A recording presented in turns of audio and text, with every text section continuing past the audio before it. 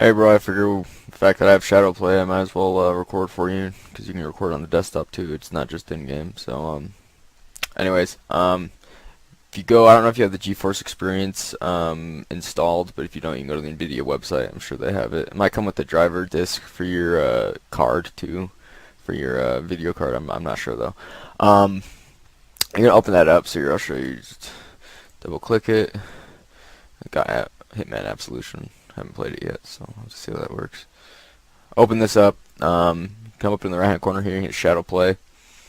So right now I'm recording. It says recording in-game resolution 60 frames per second. Blah blah blah blah. I can't really show you all that well while I'm recording because it won't let me. But basically, it's gonna have like shadow and manual. So you have you have a pull down screen here, and one of them will make it so you can only record shadow, which is the 5 minute thing that I recorded yesterday, where you just hit a button and it records 5 minute back, or it just like has a recording from 5 minutes back, and it just makes that a video and saves it to a spot automatically.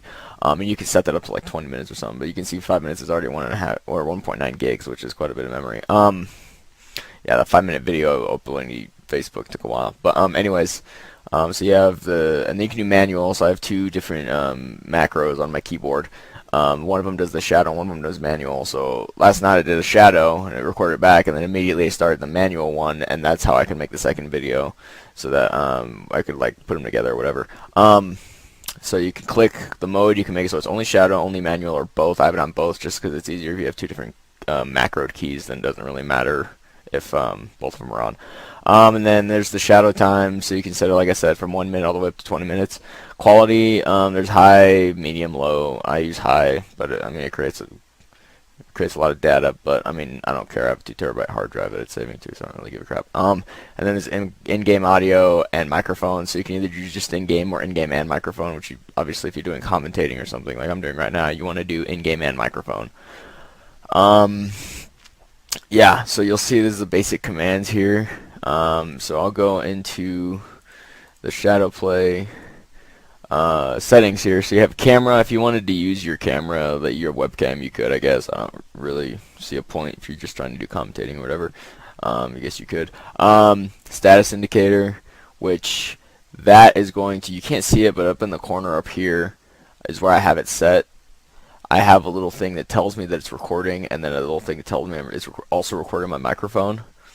And you can set that, like I can't do it while I'm recording, it won't let me, but you can like set it at different points on your screen, and then also I have a frames per second counter that I have on the top left. That in game it shows you what your frames per second are, which is kind of nice. And even when you're not recording, it still shows that. I think that's kind of a cool little feature, is that it always shows your frames per second. Yeah, you can do microphone, push to talk, or always on. And I've I just kept the macros here, what these are. But how I did it, I know you have I think you said you have the one strip on the side of your keyboard. So how I macroed it, so I don't have to touch anything else, I don't like Alt or whatever, is I just have G1 and 2 on my keyboard. And I macroed it through here. So I have G1 and G2. So G1 is Alt F10, which if you look over here, if won't let me move it. If you look over here, Alt F10 save shadow recording. So that's my 5 minute shadow recording. So all I have to do is hit G1 and boom, it's saved it. And then G2 I've got set as Alt F9, and that is what starts and stops the manual recording. I didn't do any of this because obviously I don't even know what broadcasting to Twitch is. I don't really care, to be honest. I don't need to like resume or anything. I don't use push to talk on it. I just record as I'm going, so activate push to talk doesn't really matter. And then toggle frames per second, I don't even pay attention to that because I just leave it on anyways. So I guess you can macro that if you wanted to. How you macro these, this should come with your drivers for your keyboard. If it didn't, you could probably look it up. It's just like mainframe. I just have it shortcutted here because I can like change color and shit. What you're gonna do is you're gonna that's what this little thing is for, its macro record. So you're gonna click this, and it's flashing. I'm gonna click which button I want, and then I'm gonna do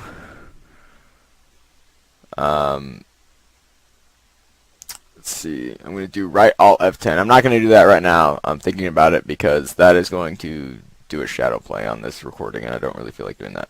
Okay, well, it just did it. Yeah, anyways, you just click that, and while it's flashing, you just hit Alt F10 real quick, and then it'll stay flashing until you're done, until you stop it, and it'll record everything until you stop it. So don't hit anything else after that, and then just hit it again, and then boom, it's recorded. So, and like, obviously I have a lot. I can macro a bunch of shit. But, I mean, those are the only two things I have at this point. I'm probably going to macro, so I have the MP3 Skype recorder now. I'm probably going to macro it so that it starts recording the Skype call when I hit G1. Or I might find another program that'll do that. And then from there, it'll be recording forward for me when I hit G. I'll probably make it so it's both. It'll be recording for me for when I hit G2 as well, but then also all I have to do from there is remember 5 minutes back from that point is exactly where the audio is going to start for my 5-minute shadow play. And then all I have to do is go back in the audio and find out and cut it right where it ended on the 5 minutes, so that'll make that easier. Yeah, so that's what I'm doing with that. Makes it kind of easy. This doesn't look like it's very integrated. I can't really like macro when it starts and stops. It just like starts when I start the call, so I'm probably just going to delete that anyways. I'll probably find another program to work better. But yeah, it's real easy. You can't see it in the video. You'll see it when you start using it. The two little emblems here, and then your frames per second stay on top of the game when you're playing. So even when I'm playing DayZ, I can see my frames per second. It's kind of nice. Yeah, that's basically it. I guess if you have any other questions, I can run you through it. You know, I don't know what any of this shit is, to be honest with you. I don't really care about that at this point. Yeah, so I'll just send this to your Facebook via message or whatever, and then you can just watch it. That way I don't have to like try and explain it over text or something. You can actually see it. Alright, see ya. Hey man, one thing I forgot to mention. I would not do any of your videos onto your local disk. I have my storage, and I just created a videos, and then desktop, so you can see. There's the one I just recorded, and this is the one that's recording right now, I believe. And then I believe actually the shadow play from the 5 minutes back goes in the desktop folder for some reason. I don't know why, but yeah, I just created a folder that was videos, and then I have audio, which is where I'm going to have all my Skype audio recording. And then DayZ, this is the one that I recorded right after. So this is alright. See, it's right here. Like after he was dead, and we were trying to revive him. Anyways, yeah, so I just did it into my 2 terabyte hard drive because obviously you don't want to take up a bunch of memory on your local disk. And then from there, it takes a little bit longer to like upload if you're trying to do something, or like using like the Microsoft Movie Maker, which I installed to use that. But yeah, I figured I'd mention that. Obviously, it's kind of a given, but yeah. All right, later.